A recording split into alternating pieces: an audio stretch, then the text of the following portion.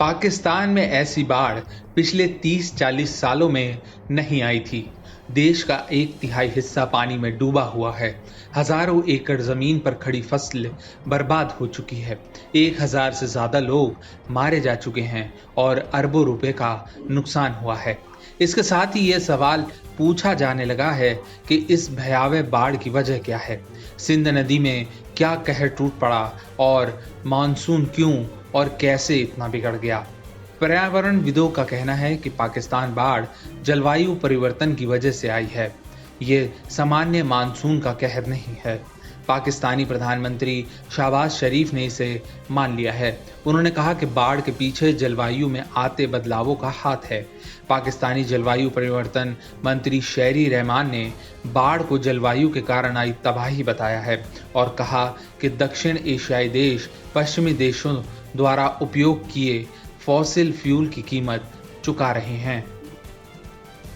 शहरी रहमान ने कहा कि पाकिस्तान में कस्बे, नदियां और सागर बन गए हैं, लेकिन उन्हें ये आशंका भी है कि अगले कुछ हफ्तों में देश सूखे का सामना करने को मजबूर होगा।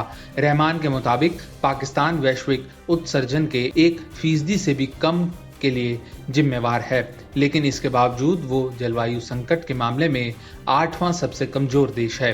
संयुक्त राष्ट्र महासचिव एंटोनियो गुटेरेस ने कहा कि पाकिस्तानी आवाम स्टेरॉयड मानसून का सामना कर रहे हैं। साथ ही उन्होंने दक्षिण एशिया को जलवायु संकट के लिए एक हॉटस्पॉट बताया है। इतना ही नहीं, गुटेरेस का कहना है कि जलवायु संकट के इन हॉटस्पॉट्स में रहने वाले लोगों के जलवायु में आते बदलावों के कारण मरने की संभावना 15 गुना ज्यादा है। Pakistan is awash in suffering. The Pakistani people are facing a monsoon on steroids, the relentless impact of epochal levels of rain and flooding. The climate catastrophe has killed more than 1,000 people, with many more injured.